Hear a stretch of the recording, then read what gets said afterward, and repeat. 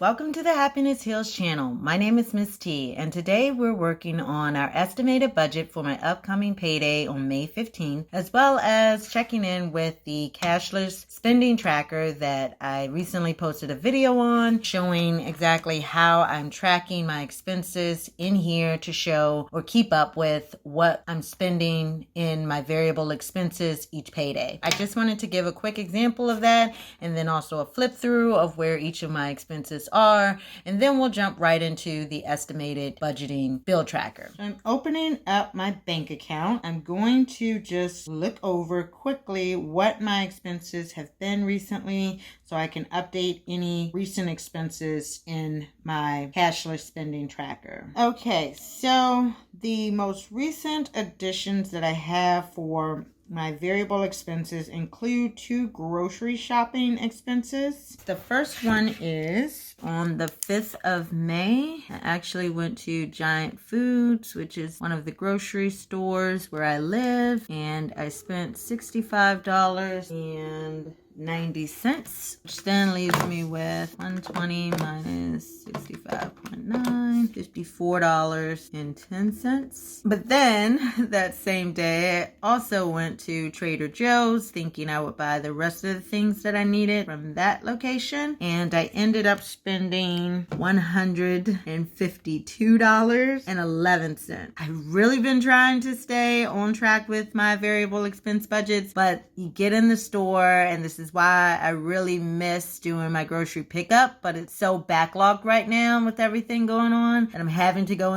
to the stores, and I'm seeing myself fall back into some of those same habits. Oh, we might need that. Oh, I didn't remember to put this on the list. And the next thing you know, you have a whole bunch of stuff that you really didn't have on your original list walking in.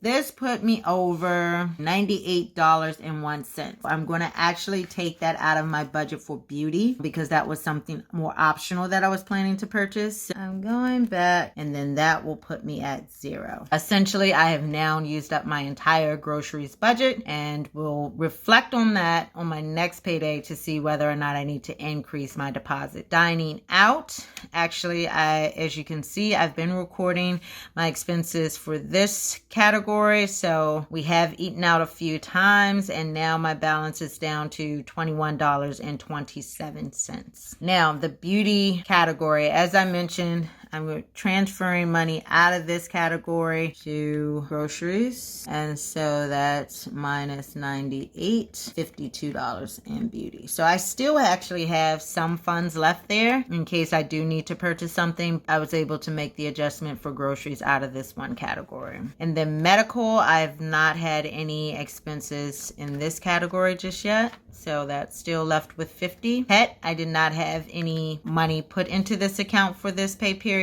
so therefore it's still at $0. Gas and car wash, I actually did have an expense on the 5th. I went to Shell and spent $17.02. Leaves me with $22.98 in this category. Honestly, truly, I would recommend doing this every day at the end of your day so that you can have an accurate account of what your balance is for the very next day. The only reason that I've been allowing it to kind of carry on for a couple days is because I have literally stopped leaving the house a couple times a week, and so I normally try to catch up before I actually have to go out and make any other expenses. And then dry cleaning, I actually had a recent purchase for that as well. Zips cleaners, $27.35. So I pretty much spent my dry cleaning budget this month. Miscellaneous, I don't have anything out of that one, and so that covers all of my cashless spending. That shows you how I am tracking things in my cashless spending trackers.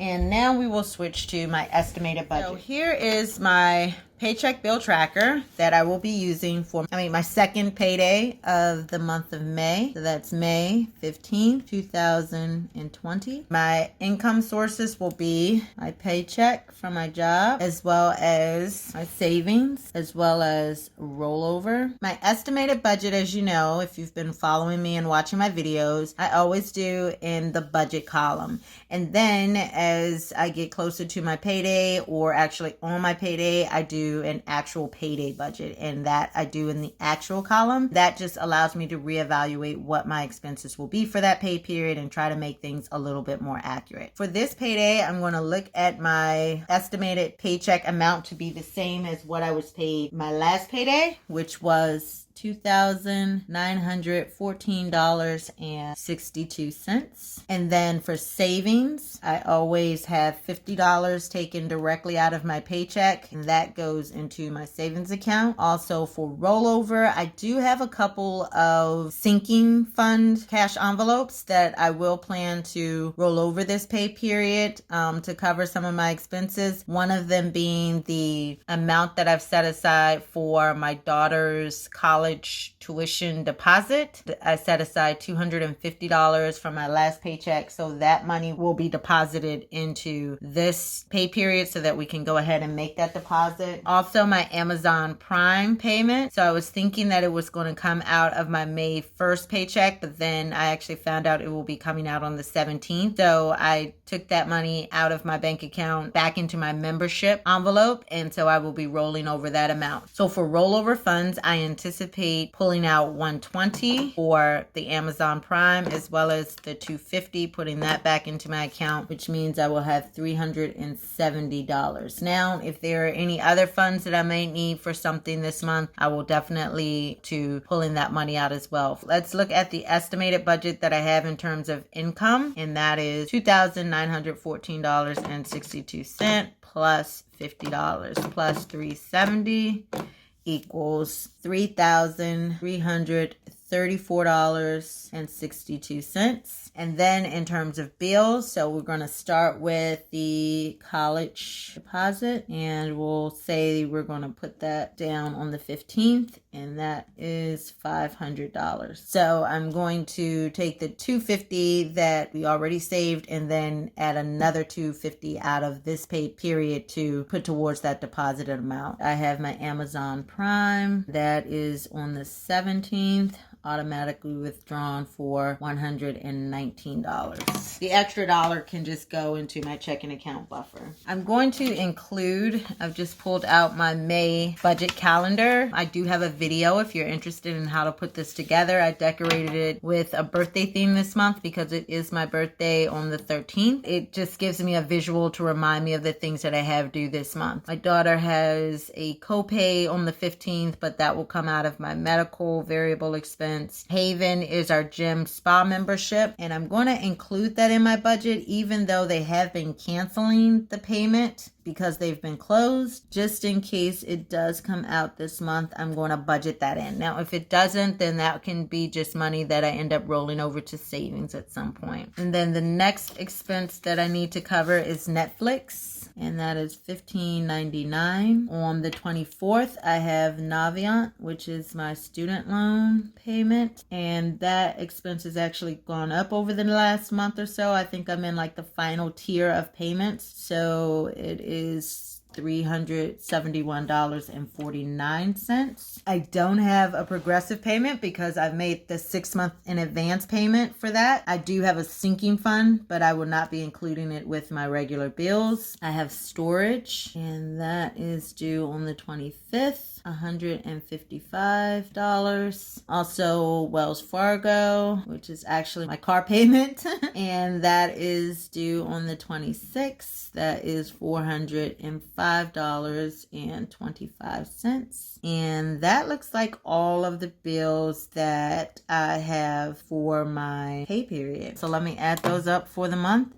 So my bill total for this pay period is estimated to be $1,834.73. The leftover amount will be total income minus the bill total, which is $1,499.89. Then variable expenses, as you know, I do those last, so I'll jump over to sinking funds, and we always include Christmas 20 2020. That amount is $130. Also special days. As of my last pay period, I increased that amount $25. For car insurance, I've increased that to $192.40, which is based on my prior 6-month payment being broken out over 6 months to get to that amount again. And I do think that it will actually be less than, but I'd rather save more than I need than not have enough. That's what we're setting aside for car insurance. Also memberships, which means I will then begin saving for my Amazon Prime membership as well as several other memberships each payday, and I've increased that amount to $40 per pay period. Pet expenses, and that is also $40 per pay period. Also my Be Happy Fund. So I have been setting aside a special fund for me to treat myself to things that I like. Normally they're planner products or cosmetics or other things that fashion, shoes, clothing, things like that I enjoy for myself as a treat. And so I've started to try to set aside a little bit each payday to go towards my Be Happy Fund. And if you don't have a Be Happy Fund or some type of personal investment fund, I highly recommend that you start a Be Happy Fund, just simply because it comes in handy when these different companies have their sales or promotions or launches of products. You're not taking that out of your budget. You already have money set aside to treat yourself to things that bring you joy, that bring you happiness. Let's add up the sinking funds total for $77.40. Let me go to my extra savings first, actually. So I know for my checking cushion, it is actually building up quite well. So I want to set aside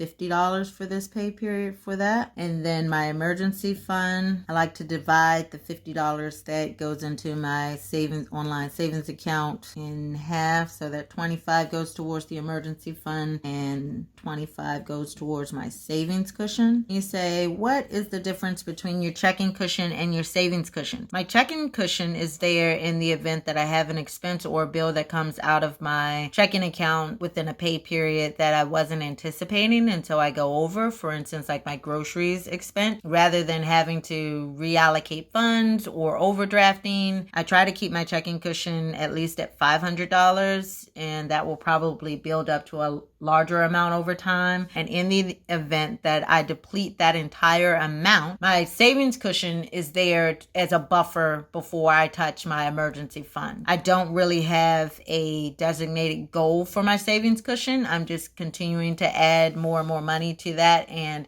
it's a buffer to allow me or prevent me from having to touch my emergency fund for anything other than an emergency. So my savings cushion deposit will be $25. My May savings challenge, and this is based on the product purchased from the Budget Room. I think it's $10, and each month you get a savings challenge that you can complete to add more money to your saving goals. And for this pay period, it will be $40. For extra savings, I have 50 plus 25 plus 25 plus 40, which gives me 140 as a total here. And I want to go back to extra debt. So I'm going to check and see what my extra debts are this month. I'm pretty sure I probably have a couple that I want to take care of. So let me go check that and I'll be right back. Okay, now for extra debt, I'm going to pay $100 towards my outstanding medical balance, as well as there is also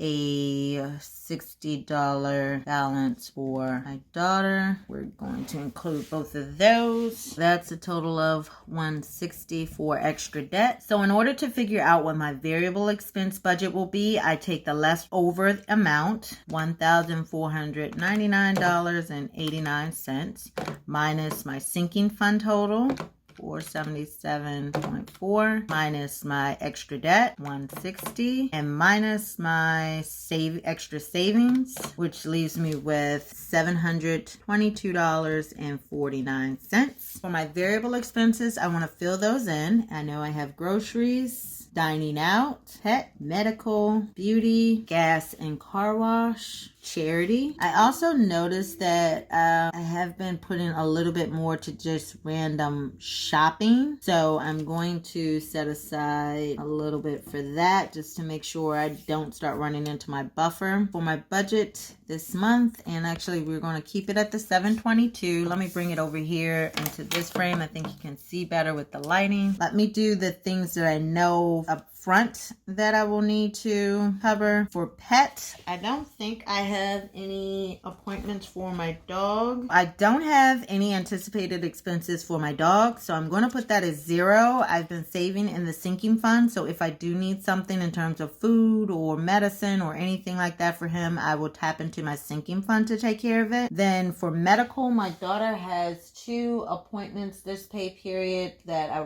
probably will need to cover with copays. $70 anticipated for both of those copays, so I'm just going to put $80 here for my estimated budget. Gas and car wash, I've been setting aside $40, and really I've only been using a bit more than $30. And this is where those cashless spending trackers come in handy, because I can go back and look at what I have here. So I will actually keep that at $40 in case I decide to go through the regular car wash this period. We have the $722.49 minus 80 minus 40. We have $602.49 to work with still. For charity, I'm still setting aside $25 for that. Now that I think about it, I do have something that I've been wanting to contribute to. Actually, let me make that $20 as well for this pay period. Another thing I forgot, birthday, my uncle's birthday. I'll definitely want to set aside something for him as well. And then shopping, I know I wanted to set aside $120 for that. That leaves me with $462. My uncle, I want to set aside $50. And that leaves me with $412 to work with. Groceries, I will set aside $150. And then dining out, I will also set aside $150. So that's $112. Beauty, actually, you know what? I don't think I want to set aside any more money for beauty right now. So that leaves me with $0 there. And then miscellaneous, I have $112.49. So let me add up all of those. Equals $722.49. Those are my estimated variable expenses, and obviously by my payday this amount may change, therefore these amounts may change, but that at least gives me a ballpark in terms of what I anticipate spending in each of these areas. The most important piece is going back and doing my zeroing out to make sure that everything adds up. So we start with the income total, $3,334.62, minus my bill total, $1,834.73, which leaves me with $1,499.89. So I bring that amount down to my variable expense leftover row, $1,499.89. And then I subtract out my variable expense total, $722.49, which leaves $777.40. How often do you see 777? That's interesting. So that is my leftover amount after variable expenses, and I carry that up here to the leftover row and sinking fund, $777.40 minus $477.40, which leaves me with $300. I bring that down to the leftover row in extra debt. 300 minus the 160 equals 140.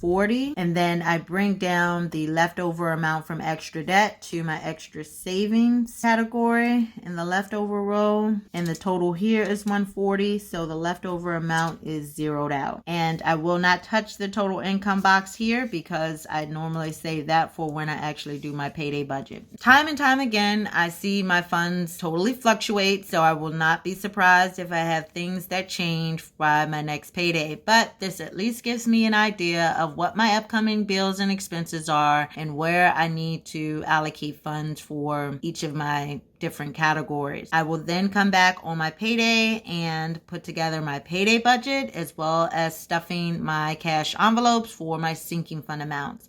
And this is how you put together a budget for using a minimal cash approach. Minimal cash meaning I do not carry cash envelopes on me for my variable expenses. I keep track of those using my cashless spending tracker, and I have a video showing you how I put together this little notebook to carry around with me to keep track of that. I do have cash, or do withdraw cash from the bank on my paydays for my sinking funds, and I keep those amounts with me in order to build up my savings in each of the categories. Some people also refer to it as a cashless amount, but to me, cashless means you literally don't use cash. There are some people who keep these sinking funds in online savings account, different buckets for that. For me, I just like the idea of still stuffing cash envelopes to some extent, so that satisfies it with my sinking funds. I hope this definitely provided you with some insight in terms of how I put together that estimated budget, and you can adjust it based on what your family needs are. I recommend that you just sit down and think through each of these categories the way that I've demonstrated with my budget, and what you want to prioritize in terms of your spending. I hope you enjoyed this video and it was very helpful to you, and I look forward to seeing you on my next video. So please, if you like this video, give it a thumbs up. Also, make sure you hit the subscribe button and the notification bell so you'll be informed the very next time we have something to share on the Happiness Heals channel. Ciao!